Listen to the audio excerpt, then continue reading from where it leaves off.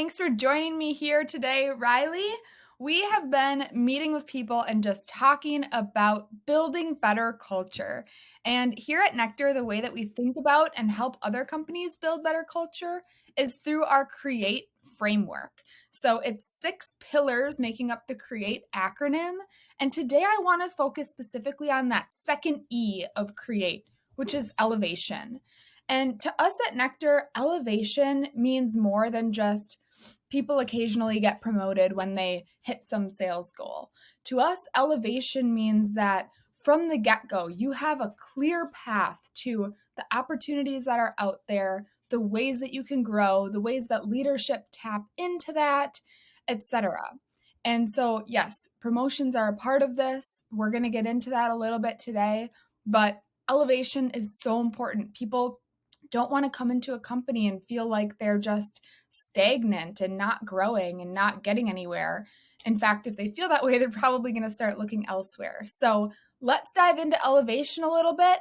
Have you ever been promoted or elevated in a role before or seen that maybe around you? If so, want to tell me about it? Yeah, I've been promoted and elevated multiple times in my career journey.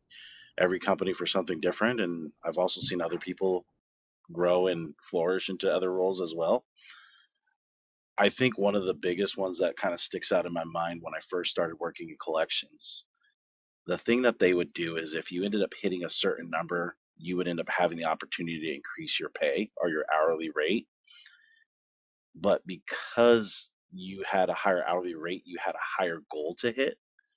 So what I actually did is I ended up going against taking the increase, which was like a $6 an hour increase back then, and that was like pretty significant because I wanted a lower goal because I was more interested in making my money off commissions. And so that's kind of how I ended up playing the game. But because I kept hitting my number and achieving the quota, they ended up moving me from like a outbound role into an inbound role, and that's when I really started taking off.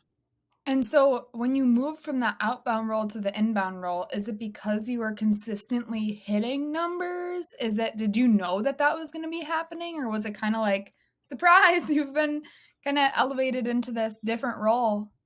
Like it happened really quickly, to be quite honest. So it was one Yeah. of those things where it was like you move to like one role, you move to like one department, and you start doing collections for this department, you start doing collections for that company. Pretty soon you start mastering it. And once they kind of see how you show up on the phone lines and how consistent you are, and you're not violating any of the laws, because there are laws that protect people from debt collectors and the collection process, then they feel comfortable and confident in putting you in a position where you're receiving incoming calls. And what I really did is I developed like a great knack for understanding how to sift through the people that were actually looking at paying their bills as opposed to the people that were just researching to pay their bills because time was money. But I really gained like empathy and understanding for those that could, this was like, gosh, when was this? 2008, I believe. So, I mean, we weren't in the greatest economy around that time. Things were kind of coming on the mend. So, a lot of people were really bitter. And then I ended up growing into like a commercial side where I was doing collections for the business side. And I actually ended up I still hold the record actually for bringing in the biggest account. One of the accounts that I ended up closing happened to be over $1.2 million in revenue for the company. So it was a pretty massive account, and I ended up landing it and securing it on my own, dealing with their legal department. But it was because I did like a lot of research outside of the time that I was in the office to understand like what are the rules and guidelines that we operate in, how do things have to be done or solved and resolved, and who's really going to be responsible. So like once I understood what was the reason for people or companies to solve their matter or issue, it allowed me to negotiate instead of running to the bottom or make sure I put them in the right position, depending on what they were trying to do with their future too. Very cool. So let's say you're joining a company or you're maybe even on job search. What, like when you're looking at companies, how do you evaluate elevation? Like, do you think about what the growth path is before you start? Do you just kind of, because you're in sales, kind of figure, well, I can make up, whatever I want this role to be with commissions or closing more deals or getting more leads in there? Like, how do you think about or evaluate elevation up front? This is actually a really good one for me because I just got off the job market. So, share my story a little bit. I was laid off August 4th, 2022, in a role where I generated a lot of revenue from the company, and it was a blindside. Didn't understand how it happened, but it is what it is. And I came to LinkedIn and I started doing like my research and started learning like this is how like the job market is being done. And so when I started getting out there and started interviewing with companies, I started asking questions up front about what did the future look like to make sure I had a better idea. And then once I started getting better at doing like this interview process, because it's a muscle, it's kind of like dating. If you haven't dated in a long time, you go out there on the dating scene, you're probably not going to know how to act. And so that's kind of where I was at. Once I eventually got better at interviewing, pretty soon I was able to get a lot more offers and really kind of decide what was the right fit for me. And what I really look for is mentorship. Like you don't have to tell me like, hey, here's the role that's going to be going on forward, or this is what you're going to be able to achieve here and there. I do want clear communication, but I want mentorship because I also need to be like molded and helped. I have a lot of shortcomings. I'm freaking human. So I want people to be willing to get in the arena with me and show me how I can end up doing this or what I can end up doing. And honestly, one of the reasons why I landed at Paycor is because my manager, Dusty Bailey, reached out to me and had conversations off to the side about content that I was posting on LinkedIn. And he shared like some insights that I wasn't even thinking of. And this is from somebody that I'm not even working for yet. So if this kind of communication style is coming in now, imagine what's going to happen when I start working for them. Imagine how much more I'm going to be able to grow. And I really value like the hard conversations that people are scared to have because I think that's where the most connection and like depth and relationship building forms. And so like I look for people that are willing to have the tough conversations and be transparent about it. It's so wild because without even trying, you have mentioned several of the other pillars within the create framework that we weren't even going to talk about today. You mentioned empathy, which is the other E. You mentioned connection, and then you mentioned how important transparency was, especially as you're having the hard conversations and talking with different departments, which is what we consider alignment. And so it's just fascinating to hear how people unknowingly are like implementing our framework into their daily lives, into their companies. It's awesome to see. So, one of the reasons I brought you on here is because I feel like not only do you have a story to tell when it comes to elevation and being elevated, but I think you do a great job of elevating others. And I think one of your main callings is to either get into a company, get into a community, get into, some type of society or group where you are elevating others. You are bringing people to the forefront who maybe wouldn't have otherwise been noticed, maybe wouldn't have otherwise been praised or recognized. So I don't know if the question is like, what's your secret or how do you elevate others? Or I don't know what the question is here, but like, just talk to me about that a little bit. Where did that come from? Why does that motivate you? What have you seen like result? I don't want to say an ROI because people don't have an ROI, but like, have you seen that really help you in your career and in your life? Yeah, like so I'll share like a lot more. Like I've said it before, and I'm not like afraid to share this. Like I was a high school dropout, and I had like a really like challenging past. Like I was a product of my environment, and what really changed is the people that I started hanging around with really impacted my life in a positive way. And the last time, like I was 21 and I was in Job Corps to go back to get my GED, and I got kicked out for loan sharking and fighting. And when I got kicked out, Chris Roberts, she told me, she was like, I'm really disappointed in you. And that one was like one that like broke the camel's back for me Sure. because she was trying to mentor me to get into college. She was trying to help me achieve more with my life, and I let her down. But I was a product of my own environment. I did what I did when I was in that situation, and it's something that's stuck with me. And she's somebody I haven't able to find to like apologize and thank for like that message was heard. So for me, I think lifting up others is more important than lifting up yourself because people go through struggles. You don't realize how much pain somebody has. It's, can I make them feel better about themselves? Because, but like it has to be real. Like it has to be something like for them.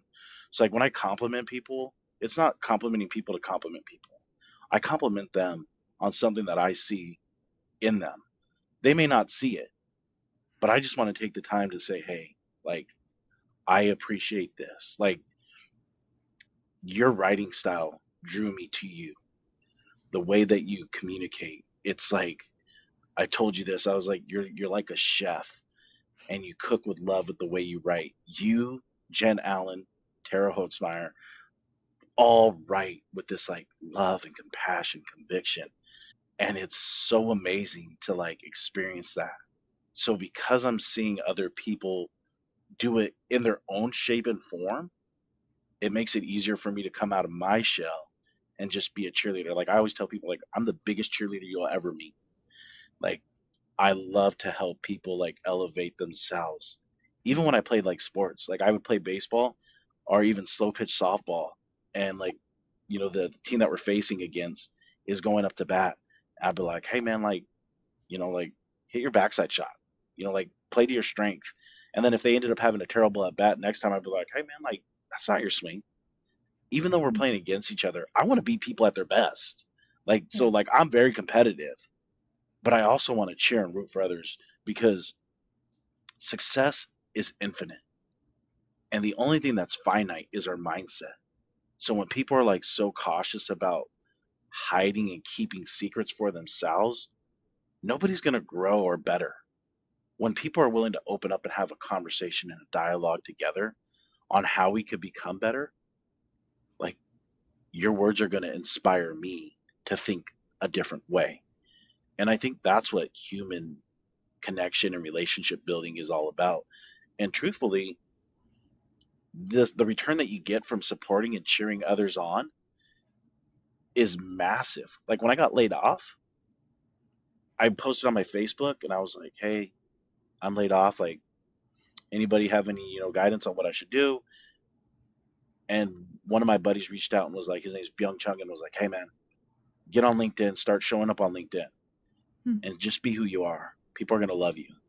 I was like, "Man, that's corny. Like, I didn't think that was it." And I first started lurking and I started watching people, and then I was like, you know what? I'm gonna put my foot in there and I'm gonna just be who I am Yeah. because eventually people are going to like me or they're not. And it's okay if they don't. Like, I don't need everyone to like me. I just want to be able to help others, find like support that they need. So, I mean, that's just kind of it. Like, it's like, how can I support others? So, like, the return on investment from friendships and relationships, it's powerful. It's, like, there's people that I could pick up the phone right now and be like, hey, I need this. Like when I was laid off, I was having doubts on my own self.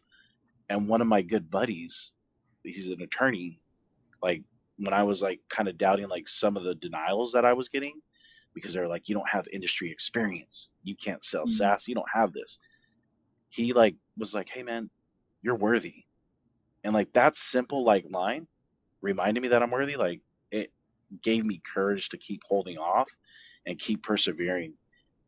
So like the return came around and he's somebody Yeah. that I know really well. So just like it may not show up right then and there, but who knows, maybe 10 years from now it might, because that's how long the relationship he and I had. But for him to say those lines to me meant the world. So it's kind of like I give it and I probably get a lot more than people maybe even know. It's just, I like to be private about certain messages that I tell people. Like I'll slide into somebody's DM like Pete Rose sliding into home and I'll tell them like, hey, this is awesome. This is like what you're doing is great. Or like this is what I find value of. So it's just Mhm. trying to contribute and support, like letting them know that there are people that are hearing them and acknowledging like what they're saying and finding value. Yeah. It feels like you're the embodiment of that quote, "We rise by lifting others." Like you just Uh-oh. not only do you believe that, you like stand on that. You lift that up with your soul. So, as we transition, we only have a couple minutes left here, but when you think about people who are building cultures, and I mean, anyone in a culture in a company is contributing to the culture that's there. Like one bad egg, and somebody could have a horrible experience at work. So, think of like the best culture building individuals you know. How would you describe them as people? Who are they at the end of the day? Okay, so I think like you're about to be a parent, so you're about to find out. Great culture comes from people that parent their child in a specific way that is meant for that person. So great culture is catered around everybody individually, right? And it's those that are mindful of others and that help people figure out their shortcomings and understand how to improve that way to develop and grow as a person. And that's like, I think, how great culture is formed. So I think it has to do with like a coaching aspect and a parenting aspect and a mentorship aspect where there's like empathy and love and compassion and the willingness for others to do better, even if it doesn't impact the bottom line of the business, right? It's not looking at how can we sell more, it's how can we grow them more. And if you can invest in people and their success, I think that return is going to happen organically. Like a good example is this. So when I was at Amex, my son was being diagnosed with autism, and we had to go through a lot of different appointments. And there was appointments that would get called up and they were like, hey, can you make it here in 2 hours? We can get you in. And so we were going through this process, and the management was like, when I would have a call like that, drop everything that I was doing, go out there and be there for my family. They invested in my family. So like when people ask, why didn't I take job offers from competitors that were offering, positions within like 24, 48 hours of me being laid off? They built so much loyalty by giving me so much and helping me develop as a person professionally and personally. I wasn't going to go against them. Like, yeah, companies aren't family, but people that work for those organizations, they become friends and family. And I still connect with them and resonate with them, and I still appreciate and value who they are. So, people that take the time to mentor, to help people grow and evaluate, I think like develop the greatest cultures out there because they want what's best for you personally. And if you do that professionally, you're going to return that. I have a question for you as a salesperson because I wonder if you see this differently than a lot of salespeople. I see a lot of, and this is common with ads, like to bid on competitor keywords and such. But I'm curious when you get into competitive sales and competitive discussions, do you take a different approach rather than saying, like, here's where they lose, don't go with them, making them, painting a really poor picture of them? Do you take a different route to kind of weave in empathy and weave in compassion? Or is it still like sales is sales at the end of the day? Here's where they suck, here's where we rock. Like, do you approach that any differently? No. And I know this wasn't part of what we were going to talk about, but Yeah. No, I think this is actually a really good subject, right? So, a saying that always sticks in my head is lions don't worry about the opinion of sheep. I think there's room for enough people. Like, what I want to do is I want to take the approach of like consulting, right? I don't want to sell to people. I want to have a conversation with people. I want to understand what is the best move for them. And if I yeah. can guide them in the right direction, whether it be me or them or a competitor, then I did the right thing by them. And that's what matters at the end of the day. Because if you end up swindling somebody into doing business with you, they're going to feel Mhm. cheated and they're going to feel like they Right. didn't get what they deserved. Now, somebody comes up and says, hey, Emily, what did you think about Riley? And you felt cheated by me? You're going to give me a bad review. But if I sent you to somebody that was able to take care of you, and someone says, hey, what do you think about Riley? You're going to probably end up giving me a positive review, even though you're not my customer. And I think that's where the power really comes from, right? It's word of mouth. Your reputation means a lot more than the quick sales or the commission. And at the end of the day, like I've said before, like Success is infinite. Like it's the mindset that is finite. And when you change your mindset, you change your life.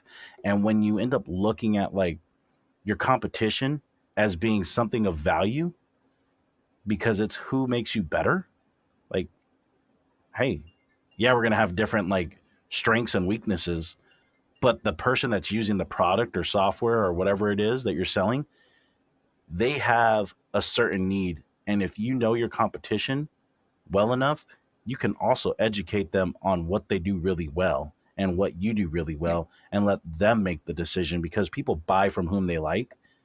So, it's just really building that relationship and rapport first. Yeah.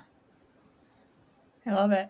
Well, is there anything else on your mind? Anything we missed? Anything to add? No, I mean, I'm just grateful that I Got had a it. chance to talk to you. I'm a big Yeah. fanboy of you. So being able to have this opportunity is a huge blessing. Huge fan of Easter and my boy Peanut. But thank you very much for your time and allowing me to come on here. Of course. Thanks for being here.